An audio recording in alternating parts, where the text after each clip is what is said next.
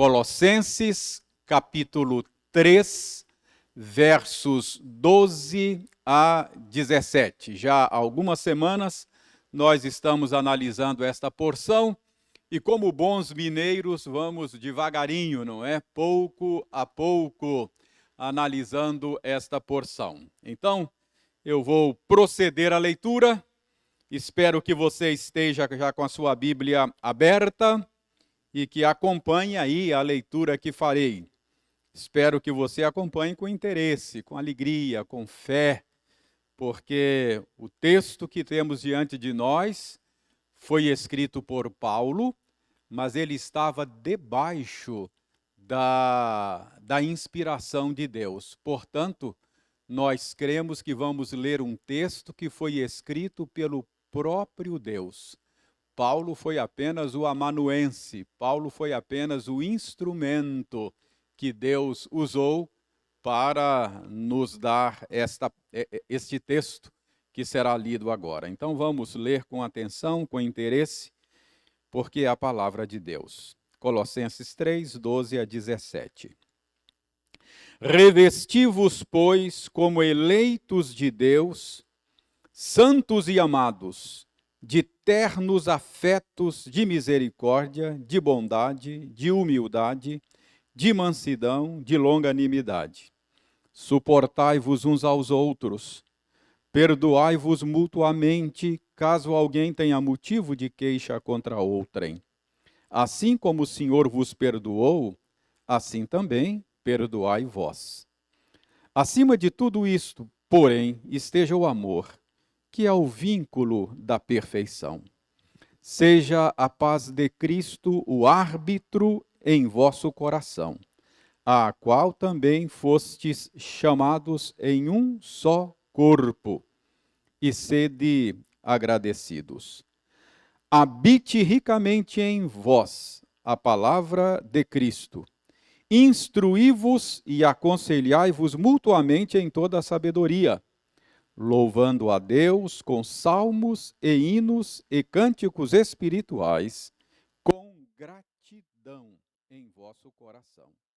E tudo o que diz, seja em palavra, seja em ação, fazei-o em nome do Senhor Jesus, dando por ele graças a Deus Pai.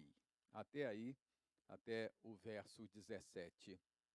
Vamos orar mais uma vez, pedindo ao Senhor que abençoe o nosso tempo de estudos, a nossa aula hoje. Oremos.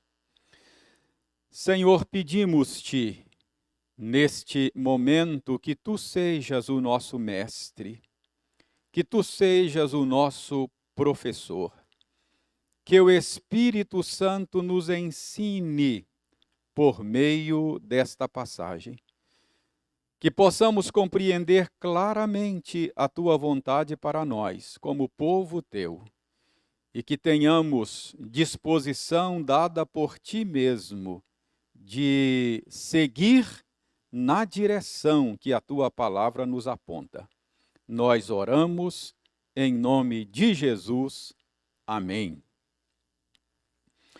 Muito bem, meus irmãos, como eu disse, nós estamos caminhando pouco a pouco nesta porção que temos diante de nós. Já estamos há algumas semanas vendo, analisando alguns versículo a versículo quase. Eu estou dizendo isso porque hoje nós vamos nos deter no verso 16. Enquanto preparava a minha aula, eu cheguei a desejar encerrar esta porção hoje, analisando também o verso 17. Mas tem tanta coisa para dizer a vocês a respeito do verso 16, que eu suspeito que nós não tenhamos tempo hoje de conversar a respeito do verso 17. Então, eu pretendo hoje ajudar você a entender o sentido do verso 16.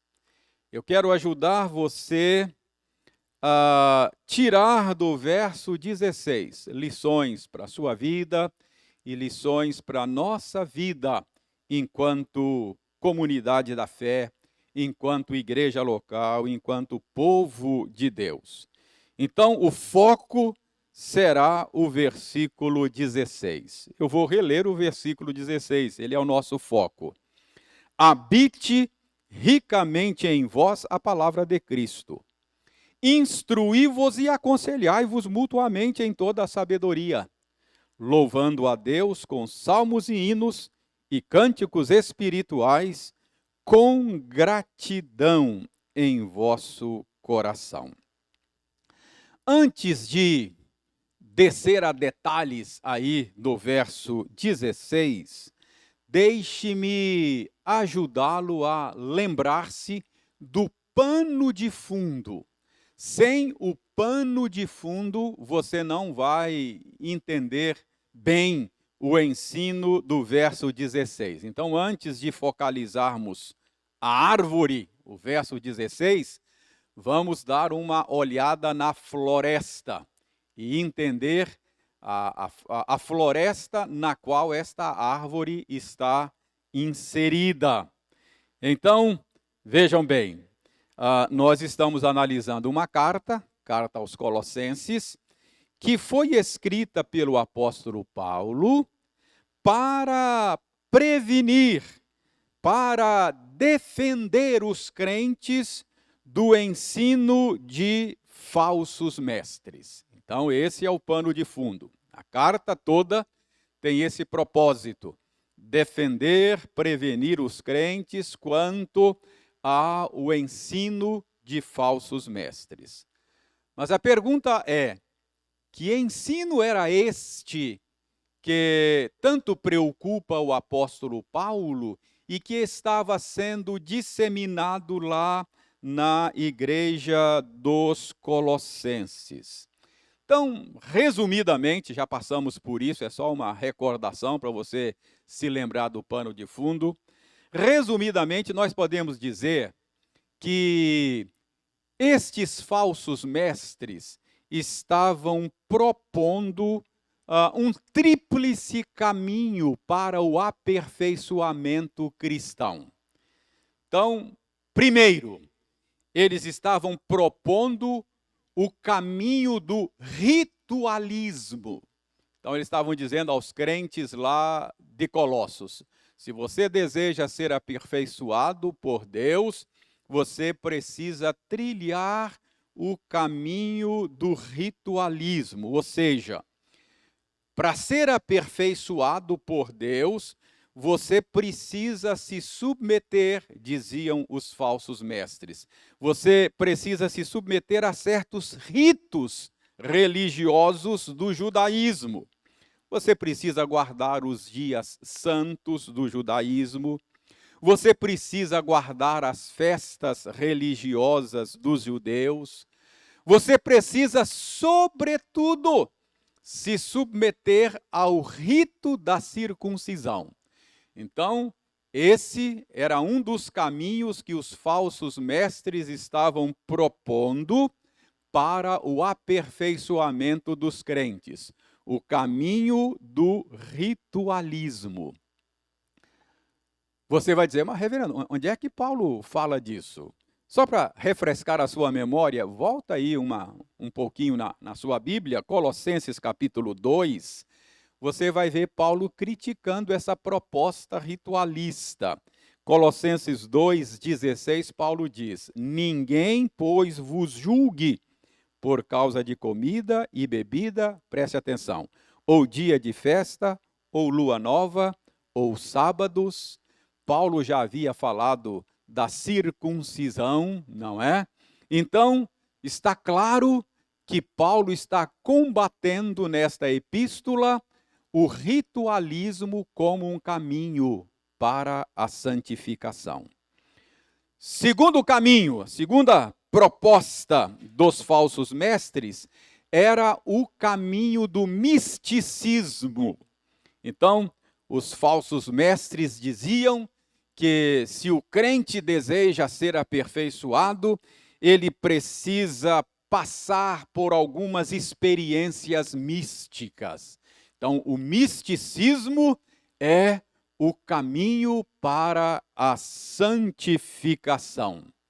Então vejam bem, Paulo vai combater isso também. No capítulo 2, verso 18, Paulo diz: ninguém se faça árbitro contra vós outros, pretextando humildade, preste atenção, culto dos anjos, baseando-se em visões, enfatuado, sem motivo algum na sua mente carnal. Então, Paulo está combatendo o misticismo como um caminho do aperfeiçoamento ou para o aperfeiçoamento cristão, não é? Então, nem o ritualismo, nem o misticismo, e há um terceiro caminho que era proposto pelos falsos mestres, não é? Em terceiro lugar, eles propunham o caminho do rigor ascético como o caminho do aperfeiçoamento. Eles diziam para os crentes colossenses: olha, se vocês desejam ser aperfeiçoados, vocês precisam privar-se de certos prazeres, vocês precisam privar-se do desfrute de certos prazeres, como, por exemplo, certas comidas, certas bebidas. Então, o caminho do rigor ascético estava sendo proposto também como um caminho de santificação. Paulo está falando disso aí no capítulo 2, no verso 21. Não manuseieis isto, não proves aquilo, não toques aquilo outro. Ele já tinha falado aí no verso 16 sobre comida, bebida. Então, fica claro que Paulo está combatendo o rigor ascético como um caminho do aperfeiçoamento. Então, esse era o falso ensino. Os falsos mestres estavam propondo esse tríplice caminho para o aperfeiçoamento cristão. Caminho do ritualismo, o caminho do misticismo e o caminho do rigor ascético. Mas a pergunta que precisamos fazer para entender esse pano de fundo, para depois analisar o verso 16, é qual é o problema com esse ensino dos falsos mestres? Por que Paulo está combatendo esses caminhos propostos pelos falsos mestres? Paulo responde no capítulo 2, verso 1. Qual é o problema com essa proposta de aperfeiçoamento dos falsos mestres?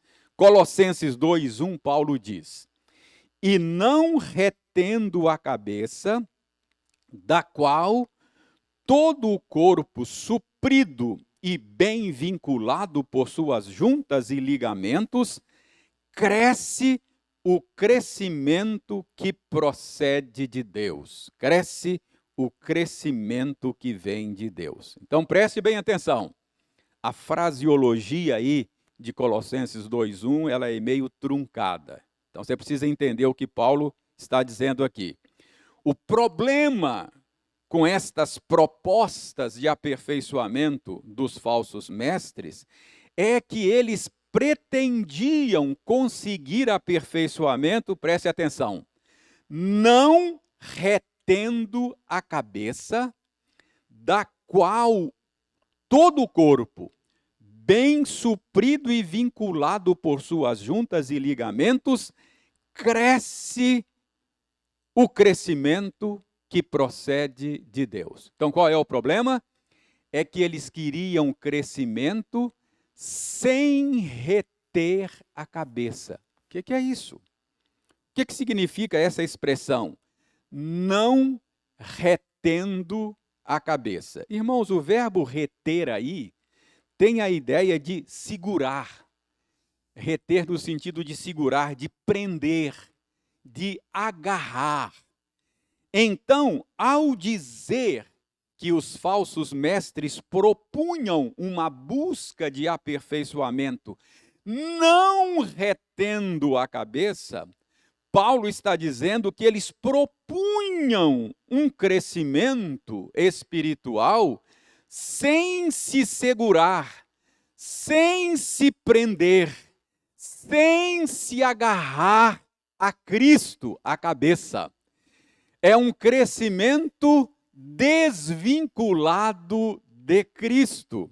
Em outras palavras, era um crescimento fora de Cristo, a cabeça. E Paulo diz, é da cabeça, é de Cristo que o corpo recebe o crescimento que vem de Deus. Então, assim, o crescimento que vem de Deus só pode ser alcançado, só pode ser encontrado, só pode ser experimentado em conexão com Cristo, retendo a cabeça. Então, esse era o problema. Era pretender crescimento espiritual sem reter a cabeça, sem conexão com Cristo. Então, segundo Paulo, a maneira de experimentar o crescimento que vem de Deus é retendo a cabeça, é permanecendo ligado a Cristo, é permanecendo conectado a Cristo, é permanecendo apegado a Cristo, de quem vem o crescimento que procede de Deus. Qualquer outro caminho proposto para buscar o aperfeiçoamento cristão, que não seja a permanência em Cristo, é falso e enganoso. Então, Paulo está condenando aquela tríplice proposta dos falsos mestres, não é? Paulo está dizendo, nós não crescemos o crescimento que vem de Deus por meio do ritualismo religioso. É claro, o cristianismo possui ritos, não é? Você tem o batismo, a Santa Ceia e etc. São ritos do cristianismo. Mas o cristianismo não é mero ritualismo. O ritualismo não é o caminho para o aperfeiçoamento cristão. Nós não crescemos o crescimento que vem de Deus por meio do misticismo, por meio de experiências místicas, não é? Embora haja mistérios no cristianismo, o cristianismo não é mero misticismo. Tem muita gente que busca crescimento assim, né? Vive de congresso em congresso em busca de uma experiência mística. Vai ter um batismo com o Espírito Santo, vai descer alguma coisa sobre ele, e aí sim, agora ele vai crescer o crescimento que provém de Deus. Pode dizer, não, não é esse o caminho. O cristianismo tem mistérios, mas ele não é mero misticismo. Nós não crescemos o crescimento que vem de Deus por meio do rigor ascético. Não é uma questão de força de vontade, né? Tem muita gente que acha que o aperfeiçoamento cristão é uma questão de força de vontade pessoal. Claro, embora haja disciplina espiritual no cristianismo, o cristianismo não é asceticismo. O rigor ascético não é o caminho do aperfeiçoamento. Paulo diz, isso são tentativas de se aperfeiçoar sem reter a cabeça, sem conexão com Cristo, não é? O cristianismo é uma pessoa, é Jesus Cristo. Ser cristão é estar ligado a essa pessoa, Jesus Cristo. Para crescer o crescimento que vem de Deus, o que você precisa fazer é permanecer conectado a Cristo, permanecer ligado a Cristo. Em união com Cristo é que nós crescemos o crescimento que vem de Deus. Então, o problema é que queriam crescer o crescimento que vem de Deus, não retendo a cabeça, da qual vem o crescimento que procede de Deus. Então, esse é o pano de fundo. Quando chega no capítulo 3, Paulo passa a mostrar, então, essa dinâmica da vida cristã em união com Cristo. Paulo começa a detalhar essa dinâmica da vida cristã em conexão com Cristo.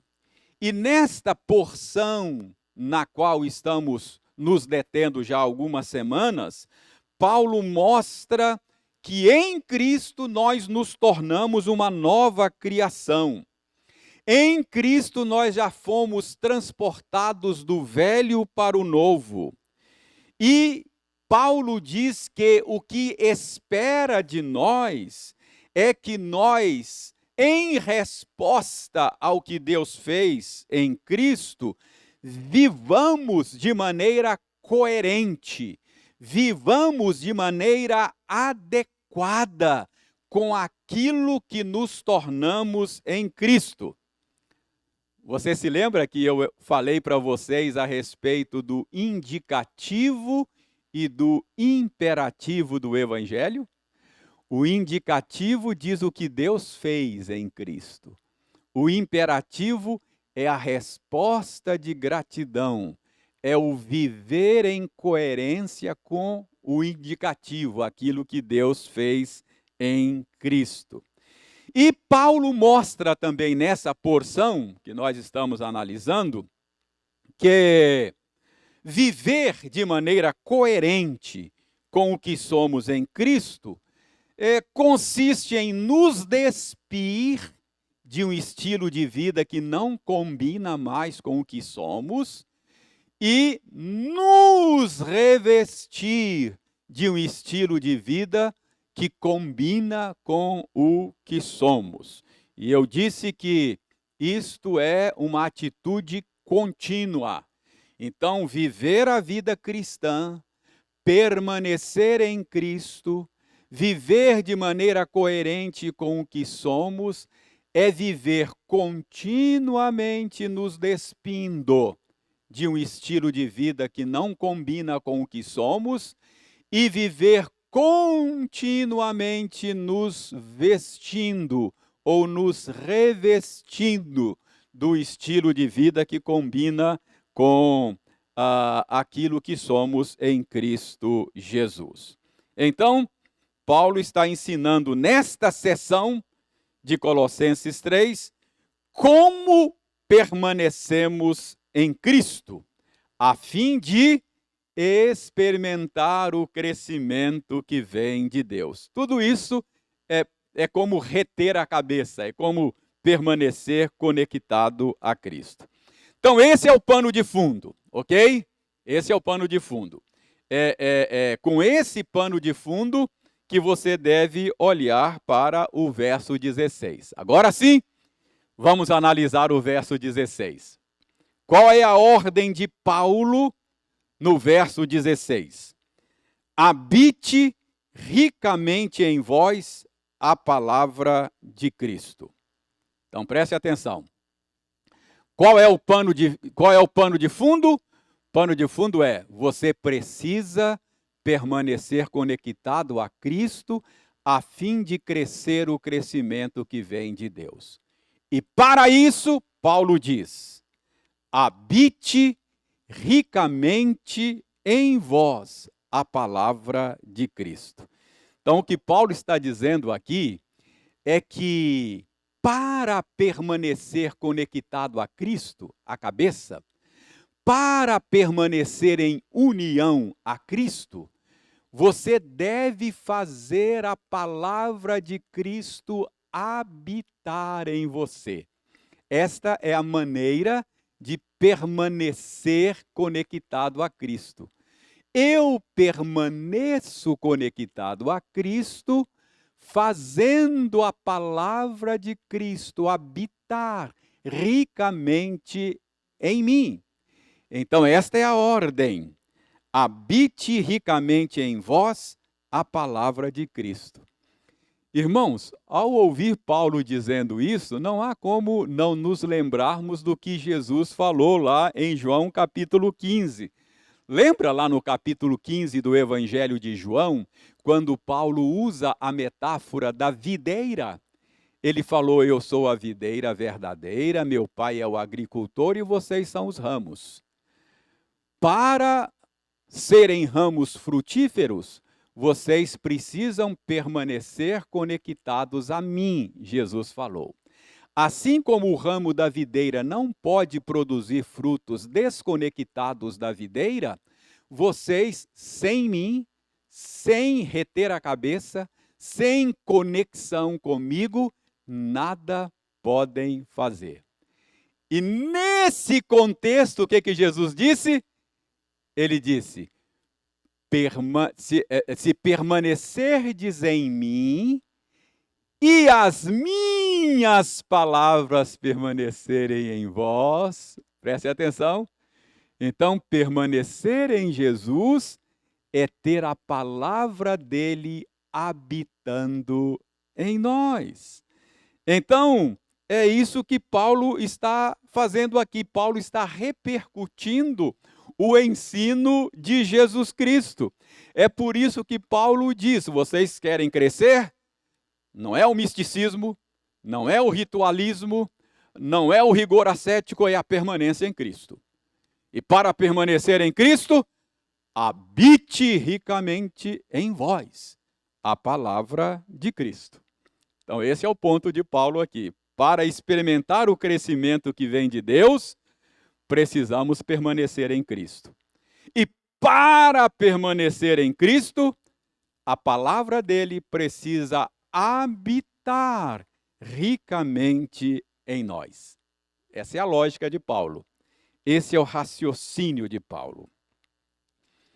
Mas vamos continuar analisando o verso 16. A pergunta agora é: o que nós temos que fazer para que a palavra de Cristo habite ricamente em nós? Paulo responde, está aí no verso 16, olha aí, Paulo responde. Ele diz: instruí-vos e aconselhai-vos mutuamente em toda sabedoria. Simples assim. Qual é a maneira de fazer a palavra de Cristo habitar ricamente em nós? A palavra de Cristo habita em nós por meio da instrução mútua, instruí-vos uns aos outros, e por meio do aconselhamento mútuo, aconselhai-vos mutuamente. Esta é a maneira proposta pelo apóstolo Paulo para fazer a palavra de Cristo habitar ricamente em nós. Instruí-vos uns aos outros. Aconselhai-vos mutuamente. São os meios pelos quais a palavra de Cristo habita ricamente em nós. Então, para permanecer em Cristo e experimentar o crescimento que vem de Deus, nós precisamos oferecer instrução uns aos outros e precisamos oferecer aconselhamento uns aos outros. E notem, Paulo disse, é aconselhamento em toda sabedoria, não é qualquer conselho, não é? Todos nós queremos dar conselhos, mas é conselho bíblico. É em toda sabedoria. E preste atenção, Paulo não está falando aqui simplesmente da instrução pública como essa que eu estou fazendo agora. Paulo está falando de instruir-vos uns aos outros, é no dia a dia, nos nossos relacionamentos, na nossa conversação comum. Aconselhai-vos mutuamente. O que isso pressupõe? Isso pressupõe vida comunitária. O tipo de instrução que Paulo tem em mente aqui, o tipo de aconselhamento que Paulo tem em mente aqui, é a instrução e o aconselhamento que acontece no contexto da comunidade. De modo que o aperfeiçoamento cristão, podemos deduzir então, é resultado da instrução, é resultado do aconselhamento que acontece no convívio do povo de Deus.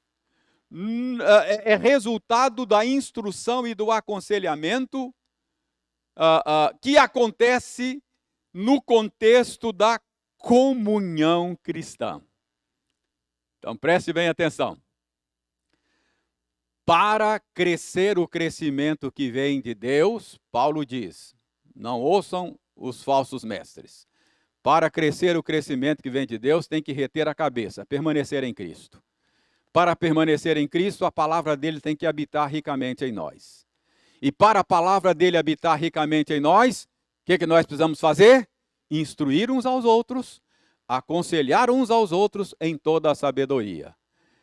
E para oferecer e receber instrução mútua, para oferecer e receber aconselhamento mútuo, você tem que estar inserido no contexto da igreja. Fora do contexto da igreja, você não recebe instrução mútua, não recebe aconselhamento mútuo e não cresce o crescimento que vem de Deus. Então, essa é a primeira implicação do ensino de Paulo aqui. Fora do convívio da igreja, fora da comunhão cristã, você é privado da instrução mútua. Você é privado do aconselhamento mútuo. E você não pode, então, crescer o crescimento que vem de Deus. Em outras palavras, fora da igreja, a sua vida espiritual vai ser atrofiada. É isso que Paulo está dizendo aqui. Essa é uma dedução lógica. Esta é uma implicação óbvia do ensino de Paulo nesta passagem, nesse verso 16. Irmãos, preste bem atenção na lógica de Paulo aqui, para você não perder o fio da meada. Paulo está dizendo, em contraposição ao que os falsos mestres estão dizendo, Paulo está dizendo que para receber o crescimento que vem de Deus, você precisa permanecer em Cristo. Para permanecer em Cristo, você precisa ter a palavra dele habitando em você. Para ter a palavra dele habitando em você, você precisa receber instrução e aconselhamento. Para receber instrução e aconselhamento, você precisa estar inserido na igreja, na vida comunitária, no convívio dos irmãos. Então, fora da igreja, fora da vida comunitária, fora do convívio cristão, você não pode crescer o crescimento que vem de Deus, você vai ficar atrofiado espiritualmente. Isso é uma conclusão lógica, não é? Então, vejam bem, Paulo fala disso, dessa necessidade de estar inserido no corpo de Cristo, lá naquele verso que nós vimos ainda há pouco, Colossenses 2:1. Dê uma olhada em Colossenses 2:1. Veja aí, Paulo em Colossenses 2:1, ele associa o crescimento que procede de Deus com quê? Com as conexões da vida comunitária. Paulo diz que o corpo cresce o crescimento que vem de Deus quando ele está o quê? Suprido e bem vinculado por suas juntas e ligamentos. Então, é por meio destas conexões do corpo de Cristo que você experimenta o crescimento que vem de Deus. É por meio destas vinculações, é por meio da comunhão cristã que você recebe instrução, recebe aconselhamento e cresce o crescimento que vem de Deus. Então, para crescer o crescimento que vem de Deus, você precisa fazer parte das conexões, dos ligamentos do corpo de Cristo. Fora dessas conexões, você não participa do crescimento que vem de Deus. Então, essa é uma implicação, não é? Esta é uma implicação. Irmãos, eu estou muito preocupado com esse tempo de afastamento social. Estou sinceramente preocupado. Por causa disso aqui, ó. Fora dessas conexões, afastados uns dos outros, nós corremos o risco de atrofiamento espiritual. Um dos efeitos colaterais de um longo período de internação hospitalar é o quê? Atrofia. Os membros do corpo ficam atrofiados. Os membros do corpo perdem massa muscular. O sujeito fica lá 20, 30 dias sobre a cama. Vai atrofiando, e depois o corpo dele mal consegue parar em pé, perdeu massa muscular, e aí precisa de um longo período para retomar os movimentos, a musculatura e etc. Eu temo que nesse tempo de afastamento, o corpo de Cristo perca a musculatura. Eu estou muito preocupado com isso. Então, é isso que Paulo está dizendo aqui, não é? Que o corpo de Cristo, você precisa, para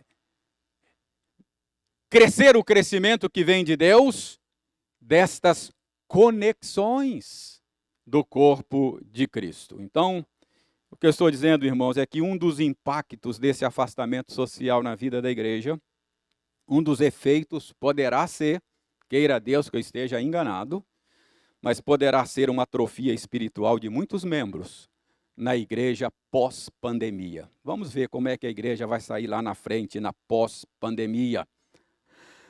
Então, essa é a primeira implicação de Paulo, né? Paulo está dizendo aqui que você precisa da igreja, você precisa do convívio cristão para crescer o crescimento que vem de Deus. Sem o convívio cristão, você vai experimentar atrofia. Mas há uma outra implicação aqui do que Paulo está dizendo, né? Preste bem atenção. O Paulo está dizendo o seguinte: habite ricamente em vós a palavra de Cristo, como? Por meio das interligações do corpo. Aconselhai-vos mutuamente, instruí-vos uns aos outros, não é? Então, eu estou dizendo que uma das implicações é que precisamos da convivência cristã para crescer o crescimento que vem de Deus. Mas há uma outra implicação aqui. A outra implicação é: se a ordem de Paulo é instruí-vos e aconselhai-vos mutuamente em toda a sabedoria, se é por meio da instrução e do aconselhamento mútuo que a palavra de Cristo habita em nós, irmãos, a igreja deve oferecer a você instrução e aconselhamento bíblico. Aliás, você deveria esperar isso da igreja. Aliás, você deveria desejar isso da igreja. Se eu perguntasse a você aí, o que você espera de nossa igreja? Você que é membro aqui, o que você deseja da nossa igreja? A resposta, eu entendo, à luz dessa passagem, aí você devia dizer: olha, eu desejo ser instruído, eu desejo ser aconselhado, a fim de que a palavra de Cristo habite em mim e eu possa crescer o crescimento que vem de Deus. É isso que você deveria esperar da sua igreja. A igreja deveria oferecer a você instrução e aconselhamento. Irmãos, a igreja não é um clube. Não é um clube. Normalmente a gente escolhe uma igreja de maneira muito sentimentalista, não é? Às vezes eu pergunto: por que é que você é membro dessa igreja? Eu comecei a frequentar aqui, eu me senti bem, sabe? Eu me senti bem, aí, é claro, É bom que a igreja seja acolhedora, mas a igreja não existe para fazer você sentir bem. A igreja existe para instruir você e aconselhar você, a fim de que você seja habitado pela palavra de Cristo e possa crescer o crescimento que vem de Deus, irmão. Então, a igreja não é um clube, a igreja não existe para oferecer entretenimento para você. Estou dizendo que entretenimento seja pecado e nós podemos nos entreter. O que eu estou dizendo é que a igreja existe para oferecer instrução a você, oferecer aconselhamento bíblico a você. Se você for membro da Igreja Presbiteriana Iguaçu, você está entendendo nessa passagem a nossa filosofia de ministério. Você entende agora por que nós estamos tão focados em aconselhamento bíblico? Porque esta é a maneira indicada pela palavra de Deus para que nós cresçamos o crescimento que vem de Deus. Preste atenção, Paulo está falando, não é qualquer crescimento. Você pode crescer de outras maneiras. Mas a pergunta é esse o crescimento que vem de Deus?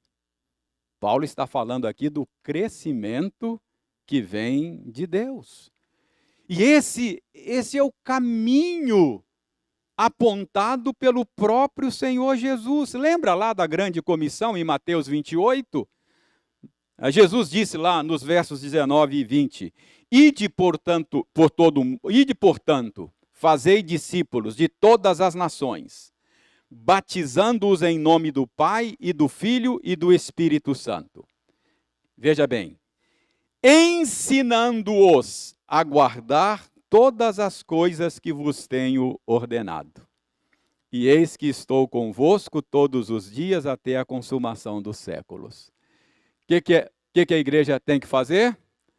Tem que fazer discípulos, batizando-os em nome do Pai, do Filho e do Espírito Santo e ensinando-os a guardar a palavra de Cristo, instruindo, aconselhando, ajudando cada um a viver de acordo com a palavra de Cristo. Esse é o nosso papel como igreja. Esse é o nosso, entre aspas, o nosso negócio. Fazer discípulos de Cristo, instruindo e aconselhando mutuamente. Ok, então, duas implicações do ensino de Paulo. Primeiro, você não pode crescer o crescimento que vem de Deus fora do convívio da igreja.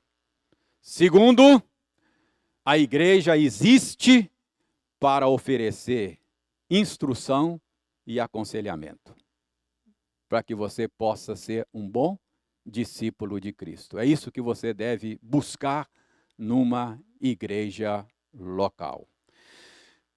São implicações. Então, para você não perder o fio da meada, vamos nos situar aqui. Vamos nos situar. Paulo está mostrando que o caminho do aperfeiçoamento cristão não é o ritualismo, não é o misticismo, não é o rigor ascético. Paulo está mostrando que o caminho do aperfeiçoamento cristão é a permanência em Cristo. E permanecer em Cristo é ter a palavra de Cristo habitando em nós. Para isso, Paulo diz: instruí-vos e aconselhai-vos mutuamente. E nós vimos, então, duas implicações desse ensino de Paulo. Mas vamos prosseguir. Só o verso 16 hoje. Vamos prosseguir. Vejam que, além de tudo isto, Paulo diz ainda que para a palavra de Cristo habitar ricamente em nós, além da instrução mútua, além do aconselhamento mútuo, nós precisamos de quê? Da adoração pública. Como é que a palavra de Cristo vai habitar em nós? Paulo responde: louvando a Deus com salmos e hinos e cânticos espirituais. Irmão, para crescer o crescimento que vem de Deus, você precisa da adoração pública. Para que a palavra de Cristo habite ricamente em você, você precisa da adoração pública, louvando a Deus com salmos e hinos e cânticos espirituais. Além da instrução e do aconselhamento, participar da adoração pública é o caminho para que a palavra de Cristo habite em nós e possamos experimentar o crescimento que vem de Deus. Irmãos, é curioso que Paulo saliente aqui os cânticos que entoamos na adoração pública. Ele diz que a palavra de Cristo vai habitar em nós enquanto cantamos salmos e hinos e cânticos espirituais. Eu estou me lembrando aqui de uma metáfora muito rica que Calvino usou para falar do papel da música. Lá na introdução do Saltério de Genebra, Calvino usa uma metáfora muito esclarecedora. A metáfora é a metáfora do funil. Calvino diz que a melodia de uma canção funciona como um funil. Para que serve um funil? Um funil serve para facilitar a introdução de um líquido num líquido, pode ser grãos, não é? Mas a introdução de um produto dentro de um recipiente. Então, se você tem que colocar, por exemplo, um líquido dentro de uma garrafa, você vai facilitar essa tarefa se você tiver um funil. Você coloca o funil e derrama, você introduz com mais facilidade aquele líquido dentro da garrafa. Pois bem, Calvino disse, olha, a música tem a letra, o conteúdo e a melodia. A melodia é como um funil. O conteúdo, quando cantado, ele é mais facilmente introduzido no interior do nosso ser. Ele é introduzido mais profundamente no interior do nosso coração, na nossa alma. Então, Calvino diz para o bem e para o mal. Se você quer introduzir porcaria dentro do sujeito, coloca a melodia, faz ele cantar. Se você quer introduzir boa coisa, coloque melodia, faça ele cantar. Essa metáfora de Calvino é uma metáfora muito rica. Então, é curioso que Paulo diz aqui, para fazer a palavra de Deus habitar em nós, como é que nós vamos fazer? Paulo diz aqui, está louvando, verso 16, louvando a Deus com salmos e hinos e cânticos espirituais. Então, a metáfora de Calvino aqui nos ajuda a entender o papel importante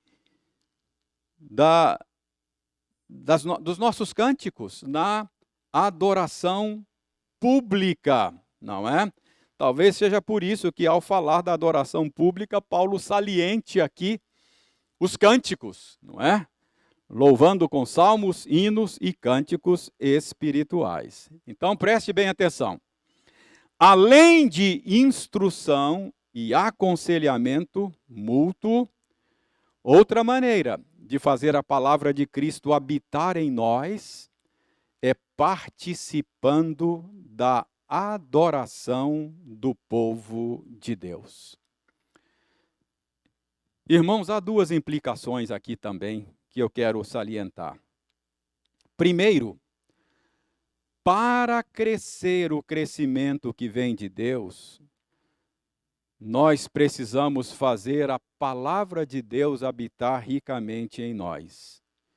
E Paulo diz, uma das maneiras de fazer a palavra de Cristo habitar em nós é louvando a Deus com salmos e hinos e cânticos espirituais. Deixe-me compartilhar uma outra preocupação minha aqui com esse tempo de afastamento, irmãos. Quando nós nos afastamos do ajuntamento solene, quando nós deixamos de participar da adoração do povo de Deus, louvando a Deus com salmos, hinos e cânticos espirituais, nós estamos nos privando de um meio bíblico para experimentar o crescimento que vem de Deus. Não é à toa que o escritor de Hebreus disse aos seus leitores, não deixemos de nos reunir. Então essa é a primeira implicação do que Paulo diz sobre o crescimento que vem de Deus. Para crescer o crescimento que vem de Deus, nós precisamos que a palavra de Cristo habite ricamente em nós. E para isso, precisamos do culto, do ajuntamento solene. Precisamos participar dos cultos, cantar os louvores de Deus juntos. Irmãos, não nos iludamos. Um longo período sem nos reunirmos vai causar impacto na nossa vida espiritual. Talvez você diga, mas reverendo, nós estamos tendo cultos online. Por favor, nem use essa expressão. Não existe culto online. Estamos fazendo transmissão aqui para de alguma maneira ministrar a palavra de Deus ao seu coração. Mas não é a mesma coisa. Não existe culto online. Talvez você diga, mas reverendo, é o que nós temos, reverendo. As nossas vidas estão em risco por causa de uma pandemia. É verdade, irmãos. Talvez você tenha razão mesmo. Talvez a gente tenha que ficar sem se reunir mesmo. Eu não sei ainda o que Deus está fazendo nesse tempo. Não sei.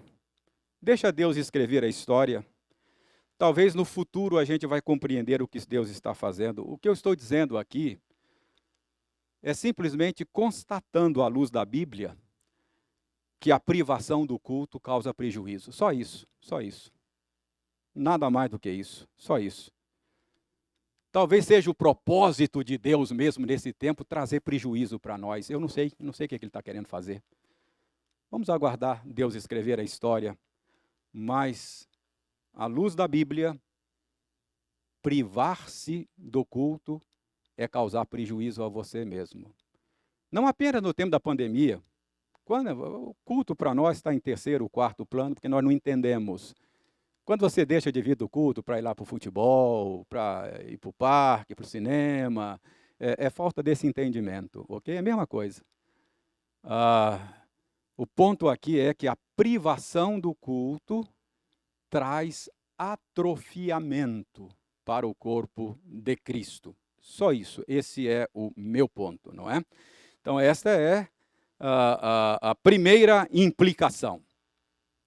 Para crescer o crescimento que vem de Deus, você precisa participar dos cultos. Por quê? Porque Paulo diz que é assim que você faz a palavra de Deus habitar em você, louvando a Deus com salmos, hinos e cânticos espirituais. Então, a primeira implicação é: não se afaste do culto.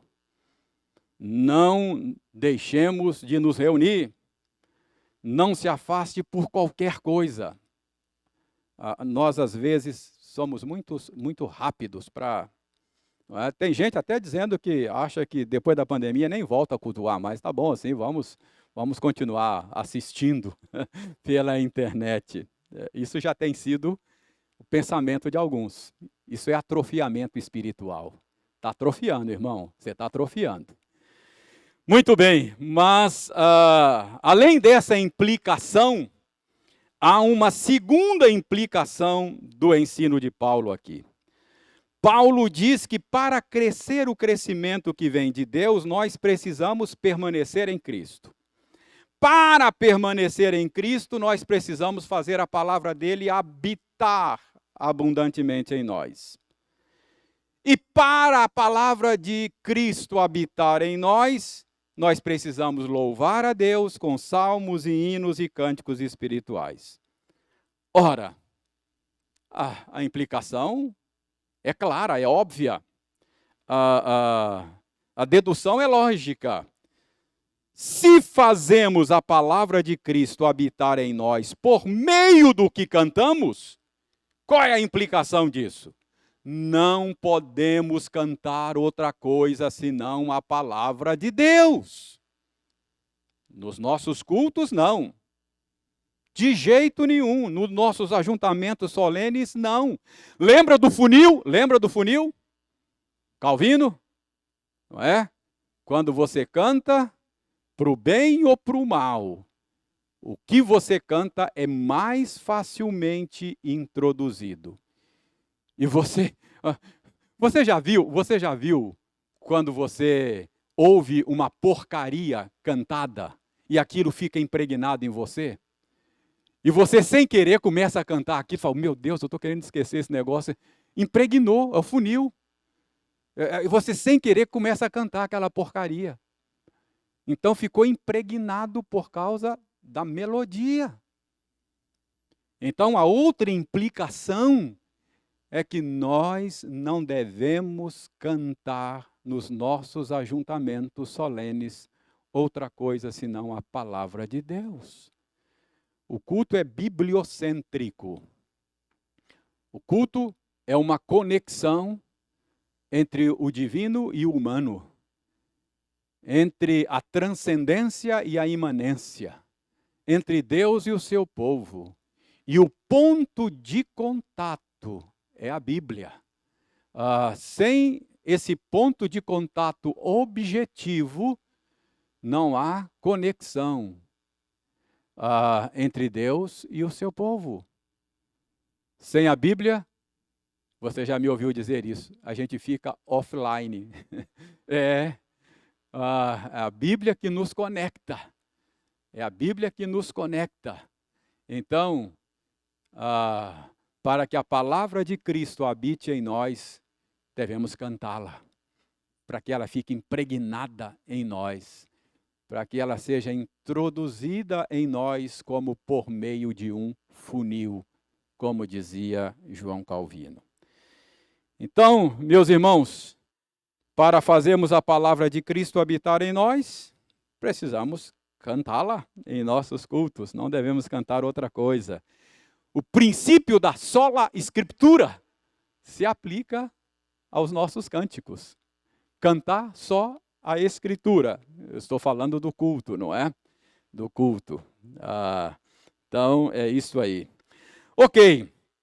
Então, para que você não perca o fio da meada, o que Paulo está fazendo? O que Paulo está fazendo nessa carta? Ele está contrapondo-se à proposta dos falsos mestres. O que os falsos mestres estavam dizendo? Dizendo, olha, se você quer crescer, o caminho é ritualismo, misticismo e rigor ascético. Paulo diz, isso é querer crescer sem reter a cabeça. Por isso que o nome dessa série é a perfeita suficiência de Cristo. Cristo é suficiente para a sua salvação do início ao fim. Então, Cristo é suficiente para fazer você crescer. O que você tem que fazer?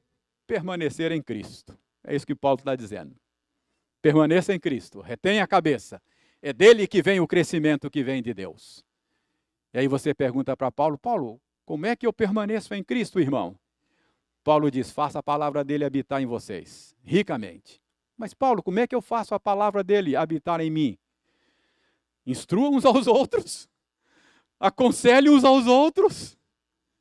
É assim que a palavra dele vai habitar em vocês.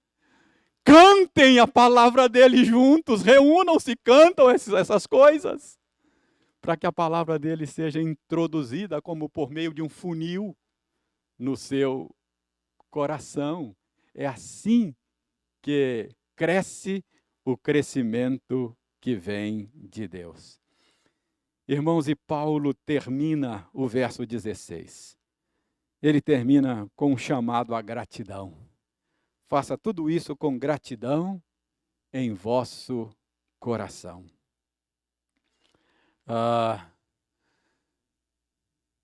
Gratidão por Cristo, gratidão porque é por meio dele que vem o crescimento que procede de Deus, gratidão pela família da fé, sem a qual eu não tenho instrução, eu não tenho aconselhamento, eu não tenho correção amorosa.